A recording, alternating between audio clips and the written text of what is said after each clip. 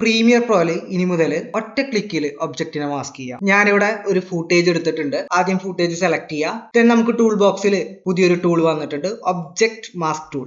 Just ഒബ്ജക്റ്റിൽ വന്ന് click ചെയ്തുകൊണ്ട് നമുക്ക് ആഡ് ചെയ്തിട്ട് ഒബ്ജക്റ്റിനെ മാസ്ക് ചെയ്യാം. അതുപോലെ തന്നെ സബ്സ്ട്രാക്ട് ചെയ്യാനുള്ള ഐക്കൺസ് ഇവിടെ ഉണ്ട്, ആഡ് ചെയ്യാനുള്ള ഐക്കൺസ് ഇവിടെ ഉണ്ട്. ഇപ്പൊ ഒബ്ജക്റ്റിനെ കൃത്യമായിട്ട് സെലക്ട് ചെയ്യാന്നുള്ളത് മാത്രമാണ് ഇവിടുത്തെ ജോലി.